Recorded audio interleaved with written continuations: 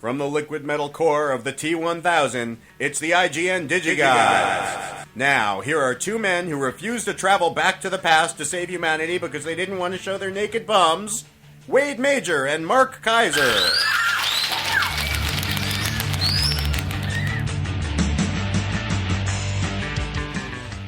I find it absolutely hysterically awesome that Siri, because I have an iPhone 5S now. I finally got on board with the iPhone thing. Android, done with it, finished it, changed really? it. Yeah, wait! You didn't tell me that. I didn't tell you that. When did that happen? It just got. Well, first of all, we had to switch it up, get a family plan with T-Mobile, and do the whole thing, right? Like, because it's cheaper all of a sudden. Like what I was paying and what she was paying, and with the crappy phones, it was more expensive than getting a family plan. So we did with T-Mobile, did a whole thing, iPhones.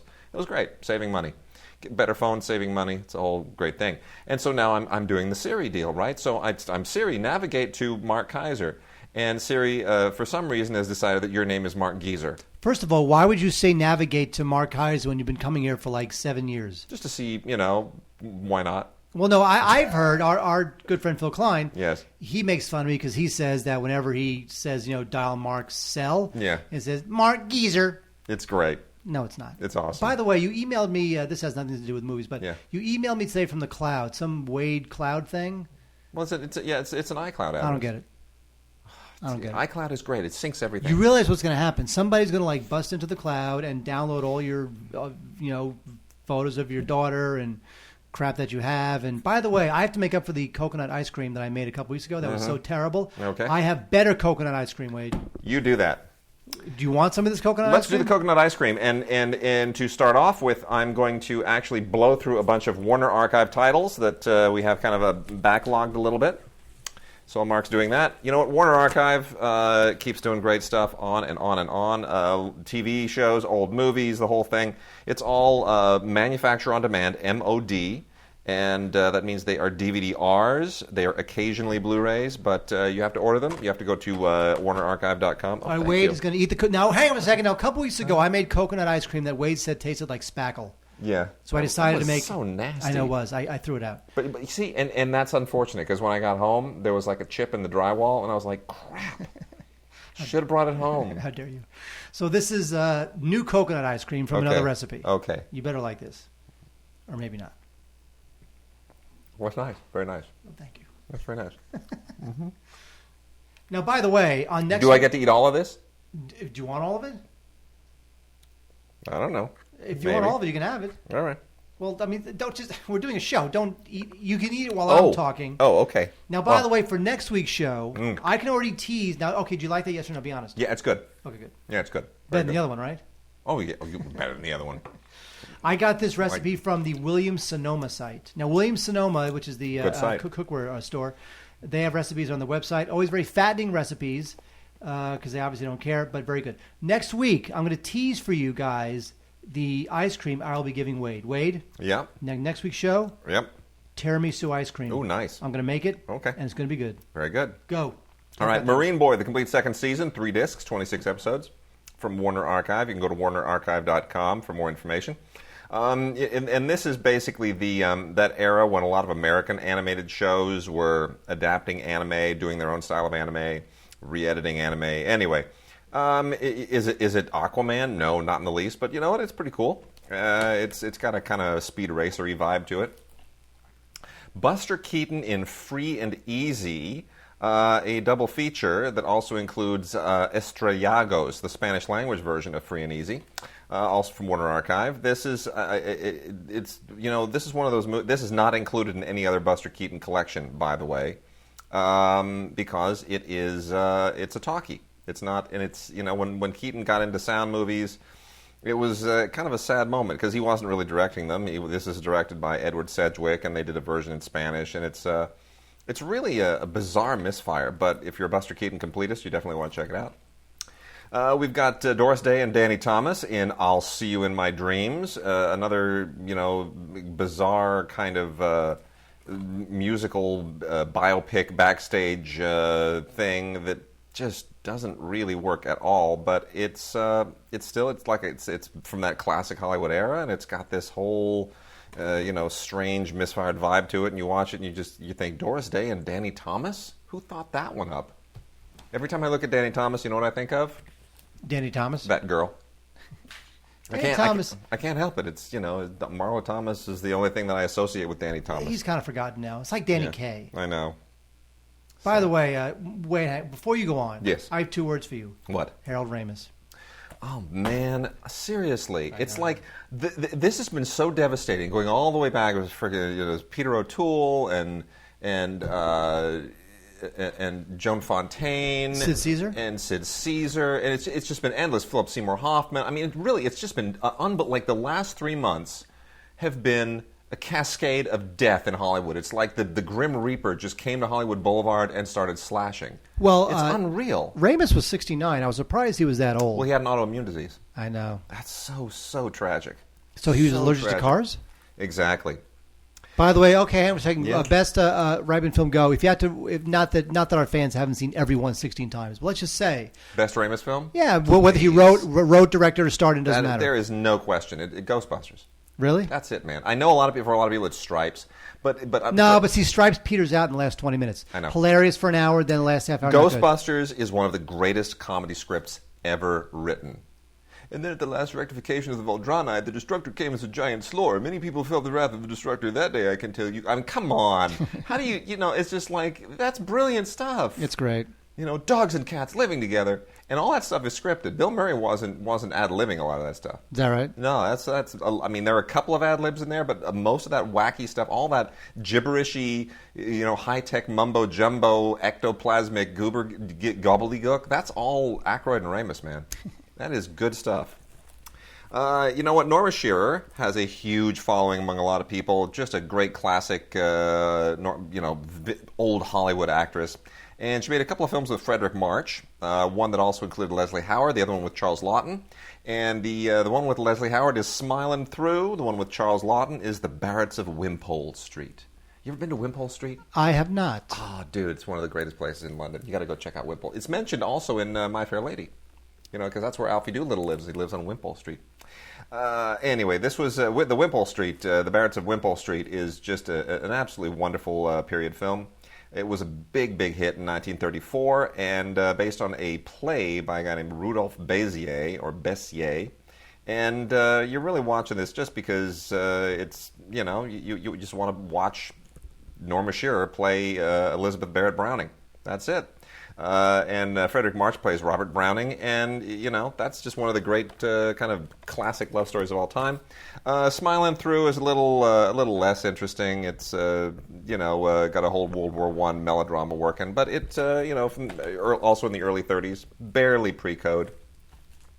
Also, really quickly, Glenn Ford and Geraldine Page in Dear Heart, which is really only memorable because of the title song. Glenn Ford, kind of a dull actress, I gotta say. The older I get, the less impressed I am. Angela Lansbury also briefly shows up there. Bill Elliott Detective Mysteries is a collection of 5 films from this detective series that was sort of noirish. It was a little bit of a strange recasting of a guy who was basically known for westerns, but if you know the series, it's probably interesting. Also, another series are the Dr. Kildare movies, 9 films on 5 DVDs. And Dr. Kildare has become since kind of a joke. It's a little bit like Marcus Welby, right? It's the whole melodrama of the doctor who can do anything. Oh my gosh, doctor, he's dying. His leg came off. I can fix it. So, Dr. Kildare, he can do anything.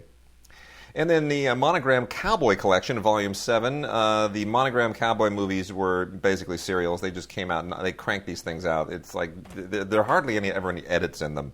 They're as raw as can be. It's just like, let's dress some people up in cowboy outfits and talk about shooting them up and shoot it with one camera. And they crank those things out by the millions. Oh, the programmers were unbelievable. And then similar to that is Kirby Grant and Chinook, an adventure triple feature. This is the second volume of these, The Wolf Hunters, Snow Dog, Call of the Klondike. He's a Mountie, and he's got his dog, and they're always out rescuing people and doing whatever.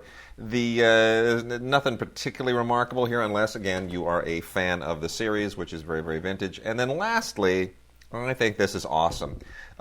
This is long overdue. This is why Warner Archive exists, is for stuff like this. Fibber, McGee, and Molly were a huge deal. Right? Fibber, McGee, and Molly. They were a big deal on radio. They were one of the great radio shows, along with George and Gracie and all that. And we got a couple of Fibber, McGee, and Molly movies, which a lot of people don't realize existed. They made a couple of movies here, Here We Go Again and Heavenly Days, which is really just taking their shtick into the movies.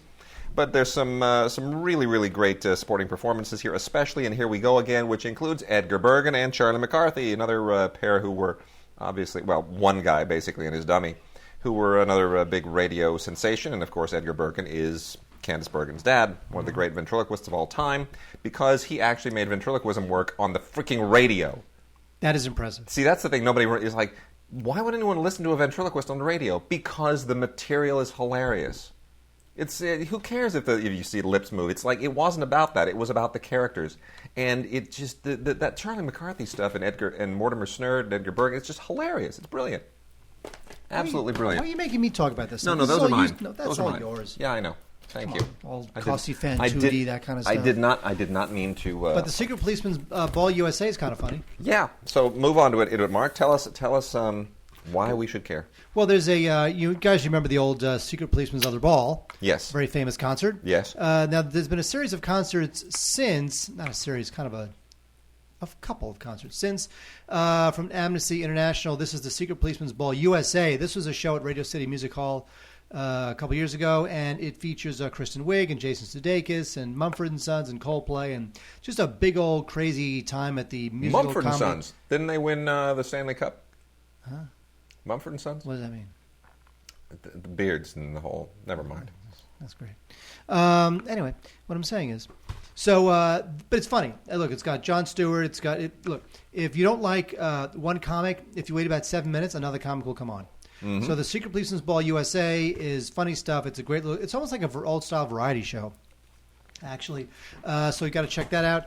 Also, we have... now, Chet Baker... Chet Baker, so forgotten, right? Chet Baker was a brilliant trumpet player who had a rather tragic life.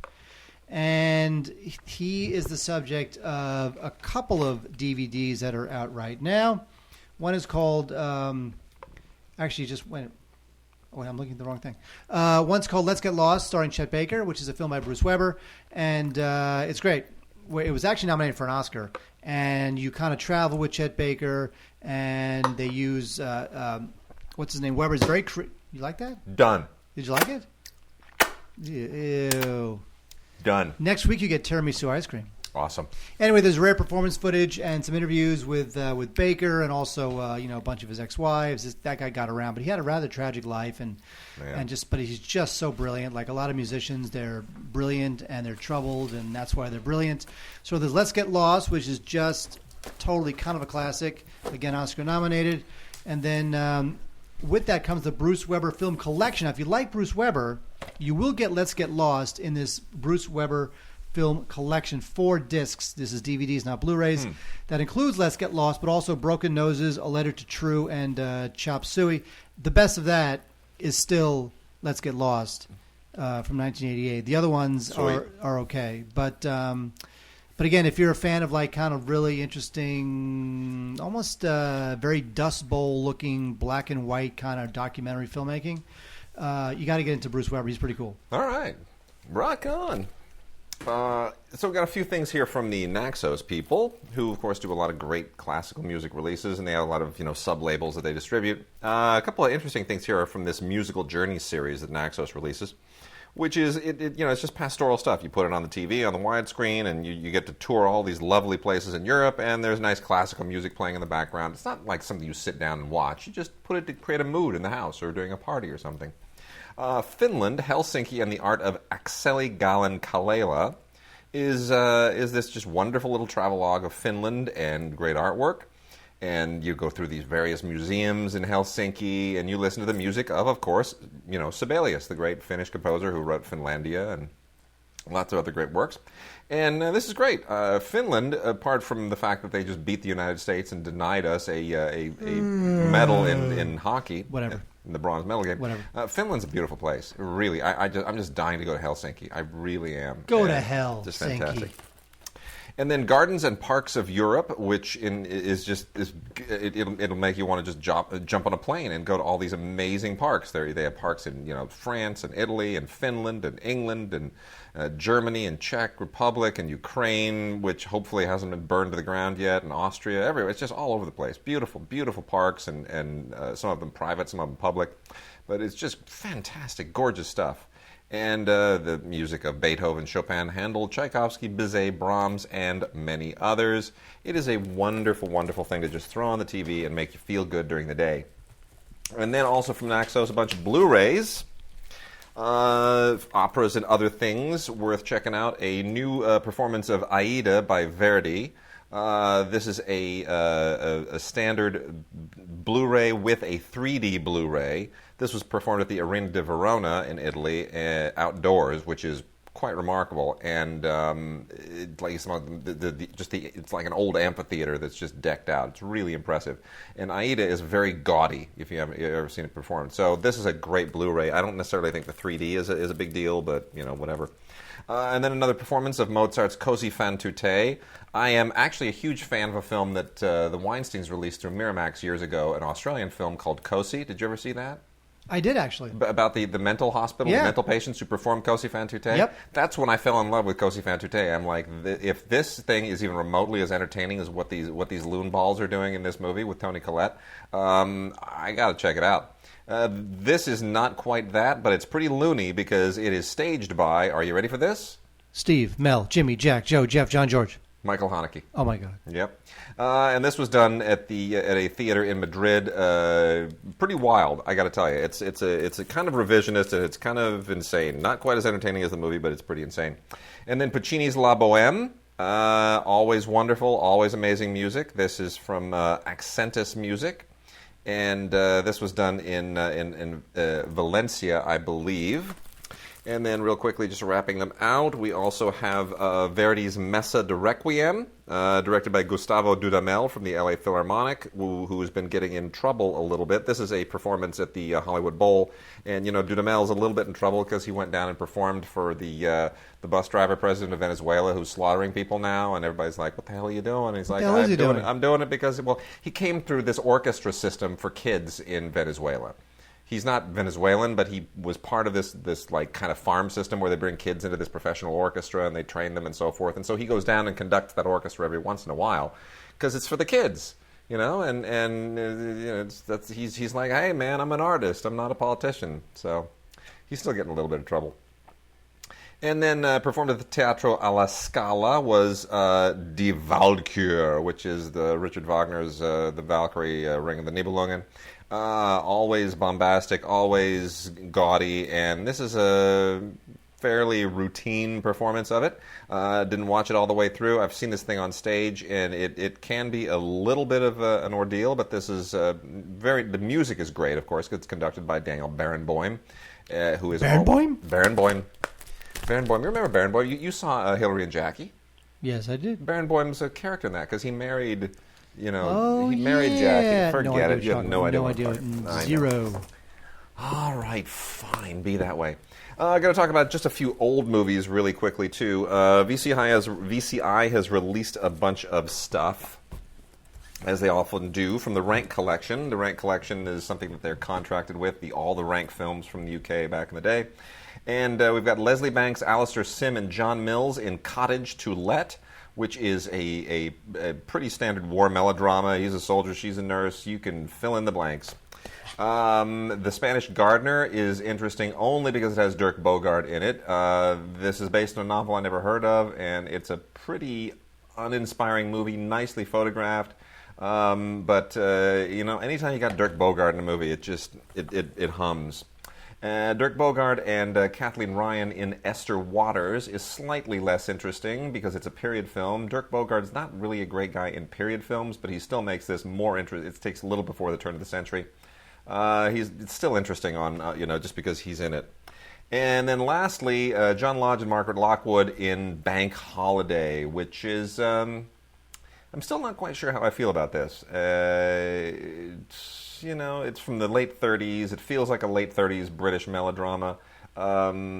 feels a little hokey, but it's got a little bit of style to it, and I'm willing to, kind of benefit of the doubt and maybe watch it again. It's an early film by Carol Reed, and you feel the third man style kind of evolving, but it's very much one of like some of those early Hitchcock programmers, a little bit where you're like, okay, it's a job for hire. He's just kind of going through the paces. So it's not the Carol Reed we would eventually know, who would do the Third Man and eventually Oliver. But you see the style evolving a little bit. So it's worth watching, I guess, for that, even if it's not a great film. He has a girl's name. Yeah, well, Wait, the year is 1981. And George Romero, he's not coming out with another Living Dead film. Oh, no. He's coming out with Night Riders. Now, here's the thing with Night Riders. Night Riders is awesome. It's about the car, right? The car, no. the robot, the car with the no? No, that is not. That is Night Rider. This is Night Riders, one word. Oh. I got to tell you something. It's awesome. Yeah. So get this. Wade, yeah. There's a traveling Renaissance fair, right? They do jousting, right? They get dressed up in armor. Sure. There's like knights and queens and crowns and everything like queens? That. Whatever it is. Drag queens? Get this. Here's the thing, though, Wade. What? Instead of horses, Oh, motorcycles. yeah. And that's why it's awesome. Yeah. Battle axes and maces and crazy. And Ed Harris. And Ed Harris. Ed Harris. He's good. He's so intense. That guy does not have one drop of humor in his entire over. No. But no, Night Riders is completely ridiculously cheesy 80s fun. I think it's great. I mean, is it ultimately a good movie? Of course not. But it's awesome. It's a bad movie, and yet it's also a great movie at the same time. What are the odds? Anyway, so Night Riders, you got to totally check that out. We have from Grindhouse, and Grindhouse, they do come up with some good stuff. They have a thing called The Big Gundown. This is with Lee Van Cleef and Tomas Milian. And it's 4 discs, believe it or not, because it's got the collector's edition of the movie, 2 Blu-rays, a DVD, and the soundtrack. Now, this is just a classic Italian spaghetti western. You know them from, the Sergio Leone films. This, of course, is not as good as that, but it is definitely pretty noted. I mean, it's written by the same guy who wrote Once Upon a Time in the West, which is like my total favorite. And it's also got a score by Ennio Morricone, who did like 1,000 of those scores. Yeah. The special edition contains 15 extra minutes. That this movie's long enough. I don't know that it needed 15 more minutes, but it's good. I mean, if you've already used up your Once Upon a Time in the West and your Man with No Name trilogy Blu-rays, you can check out The Big Gundown. It's pretty good. So there you go. And it's got Lee Van Cleef, who would later go on to greater glory in Escape from New York. Oh, man, he's so good in that. Lee Van Cleef is one of those actors that I just miss, He's like those old school tough guys. He's like James Coburn and, who's another one of those guys? Lee Marvin, right? Lee Marvin, sure. Right, it's just, they're just tough guys. And they just play tough guys. And you forget how good they really are as actors because they make it look so easy. And yeah, you're never going to see Lee Van Cleef playing, like a romantic lead. He's never going to play, like a British dandy. He's never going to play Gandhi. He just is what he is, but he's great at it, man. He's just great at it. We got some great cheese here before we jump into some real movies. Mother Riley Meets the Vampire with Bela Lugosi. Mark?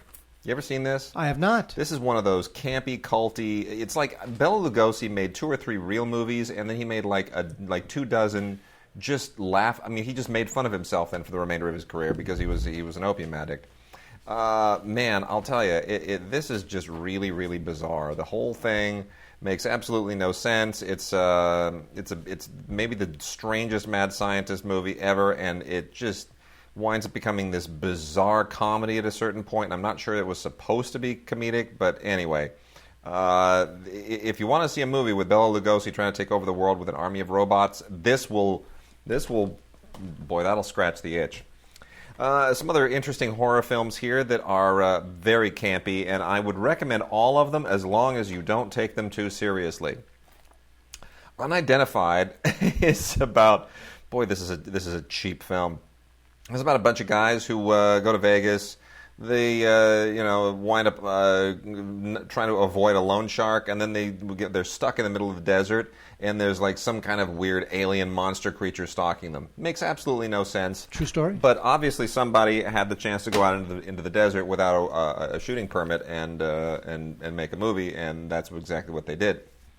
From from Accelerator Media, that's XLRATOR, Accelerator, who does a lot of genre stuff. They have a line called the Macabre line, and they're trying to make us interested in Banshee Chapter by saying from the producers of Margin Call, as though anyone who liked Margin Call will get anywhere near this movie. Essentially, it's about a government, like a top secret CIA experiment thing that's going on, and this woman, her buddy goes missing, so she's trying to figure out what's behind it all, and you crack open this horrible government project that's just completely horrific and winds up being a little bit ridiculous. But they claim that this is actually based on real documents. Yeah. And then, Mark, this is the crowning achievement this week. I want you to read the title of this movie, everybody. Stonados? Oh, so it's a tornado that throws stones around or something? This is what we get now in the wake of Sharknado, for which I still need to call our friend David Latt and curse him out on the phone for doing that. Stonado is basically, here's the idea that I guess somehow related to global warming or who knows what, but a bunch of twisters start showing up, and they aren't just any old twisters. They're twisters that are throwing around giant boulders. But that's not all, Mark. No? The giant boulders, when they hit things, they explode. What? The only thing that's missing is that they explode into snakes. Documentary? Yeah, exactly. Cheesy effects, but actually a shocking amount of fun all the way through. Yes, Mark, Wade. let's talk about real movies. Real movies, well... this is Oscar week. This is Oscar week. Oscars are coming up. I want you right now, before we talk about this, before we get into this, give me your best picture. Best picture. What should win or what will win? Both. Oh, my God. What? Both. It's just not that kind of a year. I know it's not, but... I guess I'm going to have to say 12 Years a Slave. It's will win? Yes. What should win? I loved her. You know? I love her as well, but I think 12 Years a Slave will win. I think it sort of deserves to win. I mean, I love her. I also love Nebraska. As you know, I do love American Hustle, even though you can't stand it. No, not that I can't stand it. You just think it's I have a feeling if I saw it again, yeah, I would enjoy it more for what it is. I just don't think it's anything more than just a collection of funny moments. But they're very funny moments. Some are, sure. Come on, the microwave scene, that is outrageously funny. It's all because of Jennifer Lawrence doing that, that like Jersey Shore shtick that she does. It's shtick. The whole thing is shtick. Of course it is. Okay, shtick is not best picture material. Shtick is shtick. I know it is. I know. Stop that. Okay. Well, anyway, this whole like David O. Russell mid-career resurgence, I'm not buying any of it. Yeah. At all. He's become actually the first director in history to direct back-to-back casts to nominations in all 4 categories. God. No one has ever done that before. Why is Jonah Hill up for another Oscar? You know what? This was really funny. When we did our Film Week thing at the Egyptian Theater, which if you're a subscriber to the Film Week podcast, you can hear when it goes live this Friday. Alinda, who's on the rotation now, Alinda Wheat, one of our colleagues who writes for People, she said something that really cracked me up. She says, "Do you realize we now live in a world where we say Jonah Hill, 2-time Oscar nominee?" I know, but the second one, did he really deserve the second one? No, but see, here's the thing. Tim said something funny on the show, too. I'll give you a little preview. He's like, Matthew McConaughey got skinny and Christian Bale got fat. They cancel each other out.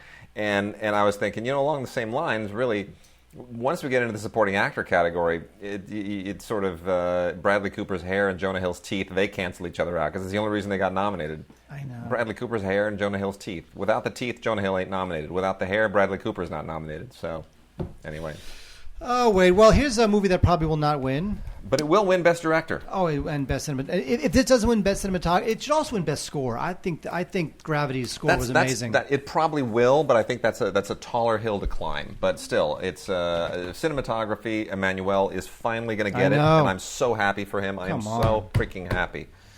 The thing with Gravity is that when I saw Gravity 3D IMAX, I was pinned to my seat with a sense of awe, like no film since Close Encounters. Yep. In a home theater environment, it's a little bit of a different story. It's obviously most people will not be watching this on Blu-ray 3D, which this is available on. Yeah. Most people just watch on regular Blu-ray. So that being said, is it a good movie? Does it hold up? I think it does, mainly because the movie has really no story. Or has no convincing story. Right. In fact, I think I would have liked this movie better. And by the way, Gravity technically it's magnificent. Yeah. Very few films in my lifetime have provided this sense of awe as this film has. So it is unimpeachable. Yeah. I wish this film had the cojones of the Robert Redford film All Is Lost. All Is Lost didn't even try to tell a story. Here's a guy in a boat, the end. Not even any dialogue. Yeah. This one feels as if it has to get you invested into Sandra Bullock's plight with the kid who died and where she lived, and I don't really care.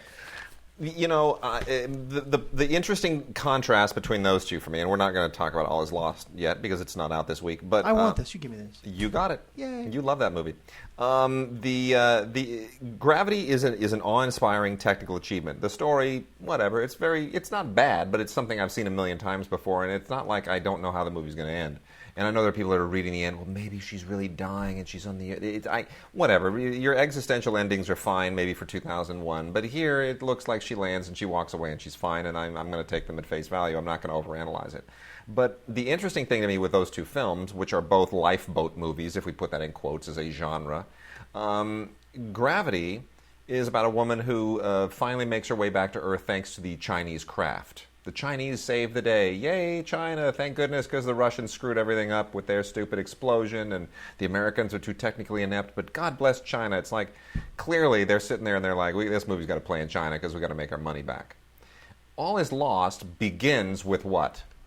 With the boat being fatally damaged by a gigantic container that fell off a Chinese shipping container. That's spilling out shoes. Yes. Okay, which is like the most glaring, obvious metaphor in the world. It basically says we're all being sunk by China's cheap manufacturing. I mean, that's like the opening metaphor of the movie. And then from there on out, J.C. Chandor just has a hell of a time directing the movie and doing things without CGI that this movie is loaded with CGI. So, I mean, on that level, I think All Is Lost is a more interesting film. Also, you don't have all this narration and voiceover and the talking to the radio and to Clooney and all that kind of stuff. You have Robert Redford basically just alone saying nothing. Yeah. And acting with his eyes. By the way. Really remarkable. He should have been nominated, I know. Yes. By the way, I noticed that you take endings at face value now because we had a conversation about the ending of All Is Lost. Yeah. Where I think one thing happened, but you think another thing happened. Look, unless the filmmakers make it very apparent to me that you're supposed to be a little bit ambiguous with how it all shakes out, I'm just going to accept it. I'm not going to try to read something else into it. For example, Mulholland Drive, that thing is all over the map. Yes, that is supposed to be ambiguous like mad. So is 2001. So are, another movie we're going to talk about here in a little bit, Mr. Nobody. A lot of weird, ambiguous stuff in that, too. But, whatever. On to another movie. Are we done with Gravity? Is that Oh, well, the Blu-ray looks magnificent. It looks unbelievably pristine. It is perfect. It is amazing. So if you have a big screen... If you have a small screen, get a bigger screen. But if you have a big screen, you will enjoy watching Gravity. It's just not the same experience as it was in the theater. Wicked. Our good buddy Glenn Whipp from the LA Film Critics is quoted right here on the cover of Nebraska. One of those movies I'll watch for the rest of my life. I think he means that he will watch over and over, as opposed to... Well, not continuously. Just put it on continuously just sit and watch it until he dies in front of the TV. That'd be great. There's the horror. Glenn, no, you've got to pull yourself away. Not until I die. Glenn's a really good guy. Anyway, Nebraska is out on a Blu-ray, DVD, and digital HD, meaning ultraviolet combo set. And Nebraska's just wonderful. It is just absolutely, truly wonderful. It is yet another road film from Alexander Payne, who didn't want to do this until he did The Descendants in between, because otherwise he would have done, 3 or 4 road films in a row, right. About Schmidt and Sideways. But what's interesting is, he did not write this. No, he did not. That's right. He really took a chance on that. He did. He took a chance, and a lot of it, he's from Nebraska, Alexander is. As I've said on this show many times, dropping names, Alexander was a graduate student at UCLA, a TA, in the production end of things when I was an undergrad, we talked John Reese, who was my TA. We interviewed here based on one of his films recently. And the other class, Alexander was the TA for that class. And Everybody loved him. He was a star. But Nebraska is just a great film. I think Bruce Dern's going to win Best Actor. I think he deserves to. He will become the oldest Best Actor winner in history if he wins. You know that. By like 200 and some days older than Henry Fonda when he won for On Golden Pond. Really? Yep. Yes, sirree. And what a great movie this is. It's just, it's got all... Alexander Payne has never made a bad movie. Ever. Has he? No. No. Not a bad film. Ones I've liked less than others. Sure. About Schmidt, whatever. Yeah, but he's never made a bad movie. No. And I'm just amazed at all... I mean, there's so many things about this that June Squibb... I know you're a huge fan of June Squibb. Come on, she's awesome. She's awesome. And those two brothers just absolutely kill me with the stupid grins on their faces. Although that was the only overtly comic element of the film. It needed them. Well, it needed them. something, yeah. It needed them because they're just such a couple of yokels. You know, how long did it take you to get here? So funny. So great. Yeah. No, it's a really, really good movie. The film is good. You know what I like about it is I love how the ends justify the means. Where at the end when he takes his victory lap. Yep. It's so triumphant. It's such a great little simple moment of a guy who's finally gets to take his victory lap after movie. 75 years of it's a great movie. Living a terrible life. It's just a wonderful moment. It really made everything that came before it totally worthwhile. You know, Stacy Keach is wonderful. I mean, every single supporting performance here is... He was okay. What's his name? Saturday Night Live. He was okay. Will Forte. Yeah, he was okay. Yeah, could have done better, but he's fine. Perfectly, it's a good part for him. Perfectly anyway, serviceable. Not a lot of extras here. They're making a featurette, and that's really all it needs, to be honest. I'm sure we'll get a special edition down the line with Alexander doing some kind of a really droll commentary or something, but really, really lovely. And then two films real quickly before I let Mark talk to you about one of the most bizarre movies of the year, which I have no opinion about. The Swan Princess, A Royal Family Tale. This is a new Swan Princess animated film. I'm surprised they're still trying to milk this like a franchise, but Richard Rich, who did the original Swan Princess, just will not let this go. He tried to launch a new animation company, like 20 years ago. And I remember there was a big deal at Cannes. We went to a huge launch party for the Swan Princess that had fireworks at the Lanapool Castle and a great big fantastic catered affair, and they did not become the new Disney. But by golly, they're still trying to push this, and this comes with a little foam crown for your daughter, which I guess I'll probably give to my daughter at some point, if I'm not too creeped out by it. But I mean, it's okay. The whole Swan Princess thing does not really lend itself to a franchise, but Richard Rich is a former Disney animator, much like Don Bluth, and he kind of brings those sensibilities with him. And then Jaco van Dormael, the amazing Belgian filmmaker who has not made a movie in a bajillion years, who previously did Toto the Hero, which is one of the great films of the past half century, if you've never seen it.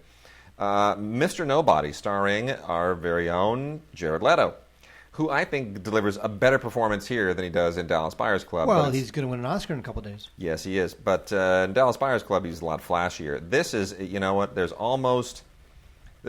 is very much in the same vein as Toto the Hero, but it's a little more intense. It's about a guy who is 118 years old, and in the future, he is the very last mortal on the planet because the species has sort of made death obsolete or cured death in a sense. And much like Toto and Toto the Hero, who tells his story, and you see it in all these different intercut phases. You go forward and backward, and you're seeing his life in sort of three different phases, and you're skipping around in a nonlinear fashion. He sort of goes back about all of his, it sort of revisits his life, and it's a really, really fascinating movie about choices and the future and the past. And I got to tell you, this is the extended director's cut. It is longer by a good bit. It's all about a little over 2.5 hours long.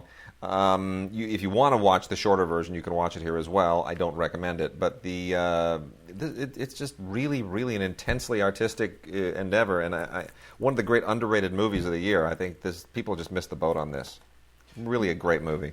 Speaking of missed the boat, there are people who feel that we have missed the boat on Ridley Scott's The Counselor. This movie, I have never seen a movie that so divided people.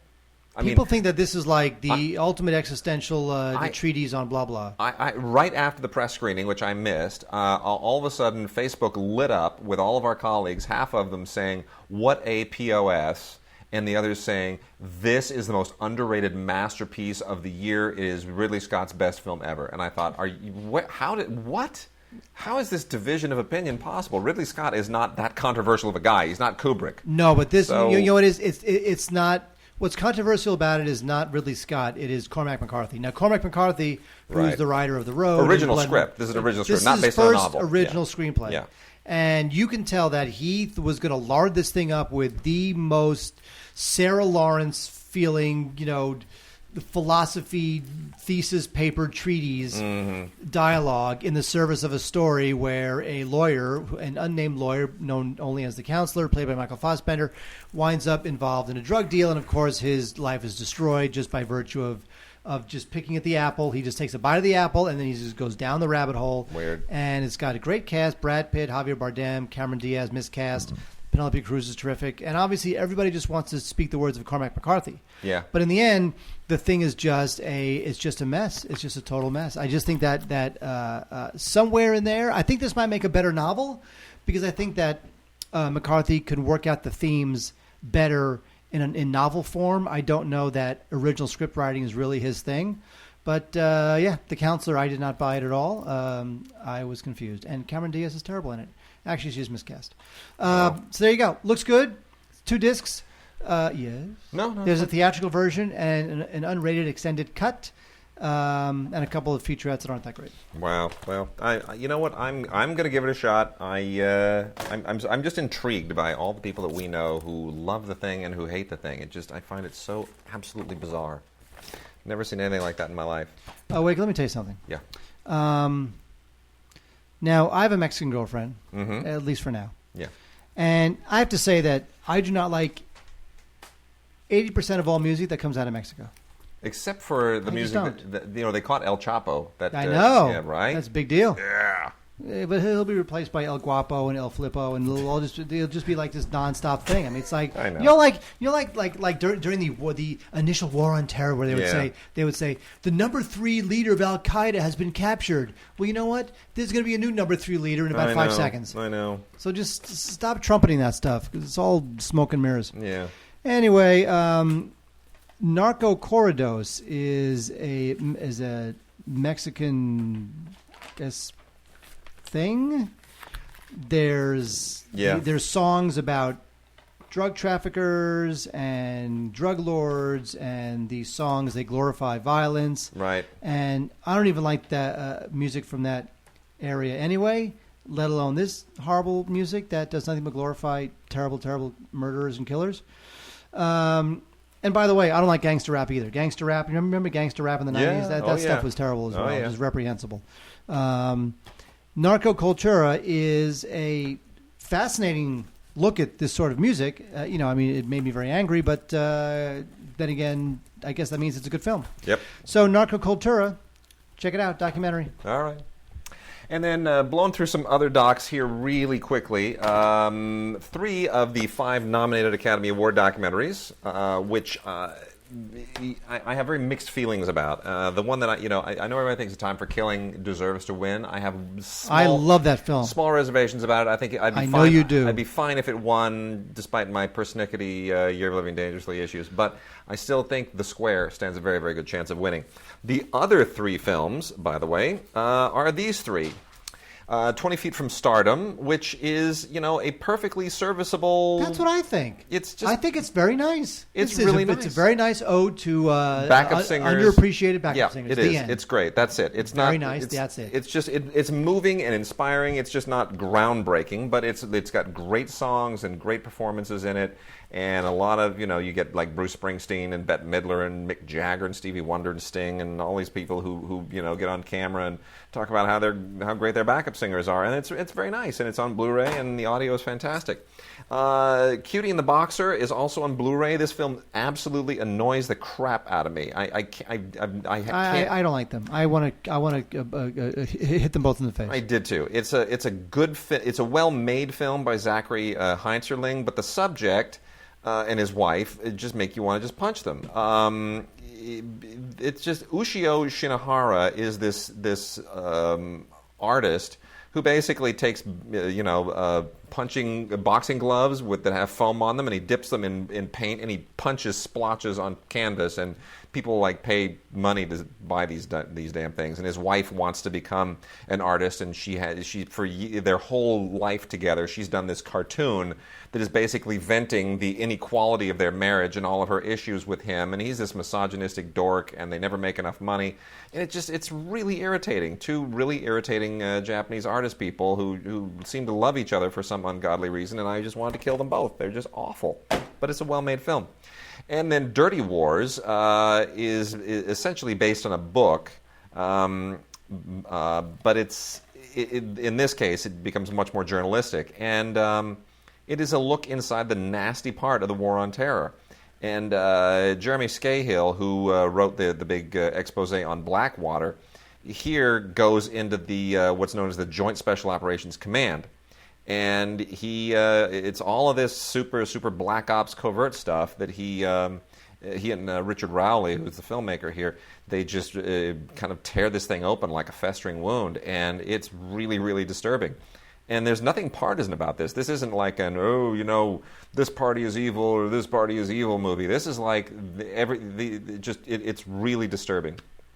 You got to check it out. So this could be a dark horse in the category. I think this stands a slim chance of actually winning.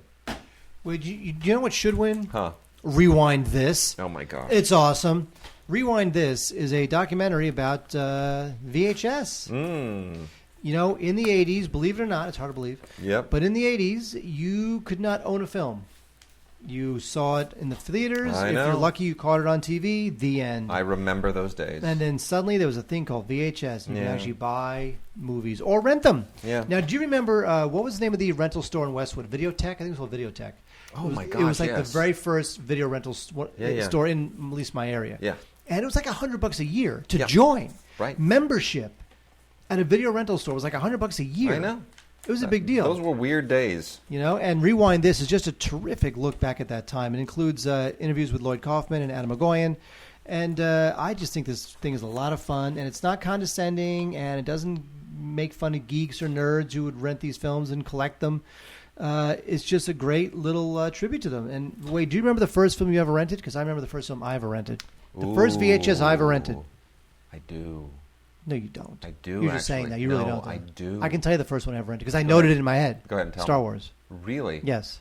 Big deal when it came out on VHS. And our VHS machine was so old. Yeah. I mean, this is like 1980, whatever, that the remote control was corded. There was a cord. You know the first one I ever rented? Star Wars. Out of Africa. Oh, God. Yeah. That's true. Lame. Out of Africa. Lame. Sure was. Lame. Yes, indeedy-do. A bunch of other really, really interesting docs that are worth talking about. One is A Fall from Freedom, which is kind of like a kinder, gentler, lighter version of Blackfish. It doesn't punch you in the face like Blackfish. It's narrated by Mike Farrell, but it's pretty much the same kind of thing. It's saying dolphins and orcas are people too, and here are all the horrible people who exploit them. Fight them with your economic power, and that's about it. It's 80 minutes long. It's a lovely, well-meaning, very on the nose advocacy documentary. But Fall from Freedom is worth checking out if you love orcas and dolphins and cetaceans, and you don't want that whole SeaWorld thing to continue to exploit them. What I think the best documentary of the year is, and should have been nominated, is Muscle Shoals. This is on Blu-ray and DVD from Magnolia, but the Blu-ray is what you want. I got to tell you, Muscle Shoals is one of the handful of documentaries I've ever seen where I felt like I was watching a drama unfolding that was just as riveting as a regular movie. This is an incredible film. Do you know the story of Muscle Shoals? Tell it. Oh my gosh. Basically, a lot of the songs, a lot of the great music that I always thought was just Motown was not Motown, was not recorded anywhere near Detroit, and was not recorded with black musicians. Even though you have like Wilson Pickett and a lot of these great R&B voices, this was recorded in the Deep South in Alabama with white musicians, just nerdy white musicians who had more soul than you could possibly believe. In a place where racism was once endemic, and in a recording studio called the Fame Studios, that is home to some of the greatest music ever recorded. And this is a drama that you cannot believe, because it's not just about all the great people who came out of here, which includes, Greg Allman, and on and on and on and on. I mean, it's just amazing. I mean, the Stones recorded here. Bono is all over this thing, talking about the Muscle Shoals sound. But there's a drama that takes place between the guy who founded Fame and some of the musicians that he brought in. And it becomes this thing, and there are these twists and turns, and it's magnificent. It is incredible. Even if you don't like docs, you got to watch Muscle Shoals. Incredible film. Also really interesting is the Armstrong Lie, which was originally supposed to be just a documentary about Lance Armstrong, but Alex Gibney, of course, is one of our great documentarians, and at a certain point when everything came collapsing and the whole fraud just exploded, and I was one of those Lance Armstrong champions. I was one of those guys that was like, get off the man, he's passed 1 million drug tests. I'll tell you, this is just great stuff. Gibney really lays it out there, and it's just extraordinary that he had all this material shot prior to the revelation, prior to the confession, and it makes for a really good film. And I'm kind of shocked that this didn't get a nomination either, but it's out there on Blu-ray, looks fantastic, really nicely done. Bravo to Gibney and to Sony Classics. Includes a great commentary with Gibney, as well as a Q&A with him and a bunch of his collaborators, including Frank Marshall, and some deleted scenes, which are so-so. Oh, hi, Wade. Hey. Michael Apted is known for films like Coal Miner's Daughter. He also directed a Bond film. But really, he's, I think, at heart a documentarian. Yep. He did the 7 Up series, which, of course, is, a Mount Rushmore in terms of experimental documentary making, in a sense. And now he's got this two-banger that has been packaged in a Blu-ray DVD combo called The Nature of Genius. This is Apted directing 2 films, Inspirations and Me and Isaac Newton. And, it's all about scientific and artistic endeavors and the people. One film is obviously about how people are inspired, including David Bowie and Roy Lichtenstein. And there's a glass sculptor there, there's a choreographer there, there's a dancer, an architect, and a poet, and just what inspires them. The other, Me and Isaac Newton, explores the scientific endeavors and how these pharmacists and environmentalists and roboticists are very creative in how they go about their work and they. Apted's the man. Huh? He's just such an interesting filmmaker. Anyways, good stuff. Good old Frida. Now, I watched Good Old Frida, and I like Good Old Frida. It's cute. Now, the Beatles had a secretary whose name was Frida Kelly, and she was pretty much the only person to stay with them for the entire run of the band, and actually a little bit more, because she was with them a little bit before they became the Beatles, like in 1960, and a little bit after they broke up. She was always there, and she's got great stories about John, Paul, George, and Steve. John, Paul, George, and Steve. Ah, you were paying attention. Nice, funny stuff. Steve. Anyways, Ringo's real name is Steve? Yes. Anyways, very cute. Good old Frida is very cute. She's still around. The movie includes a lengthy interview with her, as well as other musicians and her friends and whatnot. So it's good stuff. It's really cute. If you think you know everything, if you think you know everything about the Beatles, if you watch this documentary, you will get an angle of this from a very unlikely source, their secretary. So I think it's great. Very cute. If you're Beatles completist, you got to go ahead and check out Good Old Frida. Nice. The Summit is on. We have the DVD. I don't know if this is on Blu-ray at all, but it's not. It's not. Blu-ray, they just sent us the the DVD. So this is about 18 mountain climbers who wanted to try to reach the top of K2, the second highest mountain in the world. And it was a pretty disastrous trip, and this disastrous trip is grippingly conveyed in The Summit. It is really good stuff. It's beautifully shot and very well told and very dramatic and totally tragic. So if you're into what's that, like Into Thin Air, those sort of like disaster, snowy mountain disaster movies, The Summit is just great. You know what the furthest point is from the center of the Earth? My crotch. Boy, that I did not expect that. Don't you have like a Vox box or mail or something? We've had some Vox boxes sent in. We'll do the first one next week. We'll do the first one next week. First of our new Vox boxes. Okay. The furthest point from the center of the Earth is actually a relatively short mountain, and not short, but it's like 20,000 feet in Ecuador. I think it is. It's just this mountain in Ecuador because the Earth is an oblate spheroid. So it's the center. It's around the equator where you get the furthest from the center, even though the mountains aren't as high. You see, because why would you know that? I spend my time reading encyclopedias. Linsanity is a Sundance doc. It's okay. It's fine. It tries to praise Jeremy Lin, undrafted, unwanted, unwavering. The true story of Jeremy Lin. If you follow basketball, you know that Jeremy Lin was he was like this guy who just had. Even though he was good in college, he was undrafted in the NBA, apparently because of some bias that, like if you're Asian and you play basketball, you damn well better be a 7-foot Chinese guy, as opposed to, an American Asian who, why aren't you out there doing math and becoming a doctor, right? That's the whole thing. American Asians don't become athletes. Anyway, and it's about how that amazing season where he just came up from the end of the bench and became this sensation for the New York Knicks. And was just, having one amazing game after another. And he's, of course, not with the Knicks anymore, but he may wind up being with Brooklyn. Are they going to trade him? He's with the Rockets now, right? Isn't that? Basically, his career. I know. It's sort of, that's the thing. That's what makes this documentary a little bit anticlimactic, is because the Linsanity thing kind of evaporated. But it's an okay film. It's fine. It's, the story has not yet been finished. The third act is not yet in stone. Our Nixon is basically a collection of 8mm home movies that some of Nixon's White House aides shot during his presidency, just for the hell of it. And it now makes its way into an interesting documentary that doesn't quite hang together. It's sort of more novelty than it is. It's not like it doesn't reveal anything. You don't go, oh my gosh, why didn't we have that footage? It's not like Zapruder film footage or anything. It's interesting. It gives you a different side of Nixon and an insight into things that wouldn't normally have been recorded in that time, even though today everybody's got a cell phone and everything's on video now. Just ask Alec Baldwin. Oh, my God. Did you read his thing? But you know what's funny is that that was not written. That's like as told to somebody. No, he wrote it. Really? He wrote that. Look. In the New York Magazine, it says as told to John Smith, whatever his name is.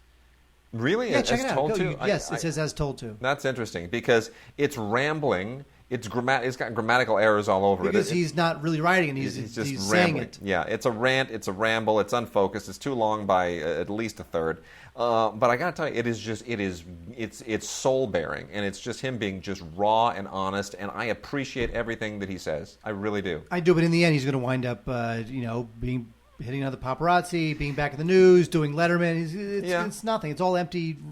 He's lashing out, and in the end, he'll do the same thing he's always done. I was thoroughly entertained by it, and I agree with almost everything he said. Oh, so was I. Yeah. Anyway, McConkey is an okay documentary about a guy who needed to have his head examined. Shane McConkey was one of these extreme skiers, these guys who they're not content just to go skiing and to go hot dogging. He had to combine it with base jumping. Like, I'm going to ski off the top of a cliff and then I'm going to pull a parachute, or I'm going to ski off a cliff and then I'm going to put out my little Rocky and Bullwinkle flying squirrel wings and coast down, and just crazy stuff. And it's pretty obvious at the beginning when you consider the fact that everyone who's talking is not Shane McConkey, and they're all talking about Shane Was. It's pretty obvious that he died doing something stupid, and we're eventually going to get to the point where he dies. And it's gut-wrenching, especially because he leaves a little daughter without a dad. And there's really no point to it other than this guy was a balls-out daredevil who killed himself doing what he loved, and he left a widow and a little girl without a dad, and that's really upsetting to me. But it's other than that, there's really no point to it, but it's got a lot of really cool footage of him doing crazy stuff. And then last on the documentary list is Pussy Riot: A Punk Prayer, which is also a documentary that has not yet seen its third act written, because they released the one girl, and then two of the others recently got arrested again during the Sochi Olympics they were intimidated by some of the secret police. It's nice to know that Russia is such a free place. It's changed. Anyway, this is basically a story of their protest in the church that created all the problems and led to all of the hellacious fallout that's come in the wake of that. Interesting doc, but again, there's a lot more to be written in this story still. So we have not reached the end of that one yet. And then, real quickly, Mark, we've got a couple of foreign language films we should make mention of really quickly. Obviously, Breathless, Godar's masterpiece, is out in a Blu-ray DVD combo set from Criterion. Breathless has been out before, of course, and it's one of the great French New Wave films of all time. One of the two films that launched the new wave in 1960, the other, of course, being The 400 Blows by Truffaut.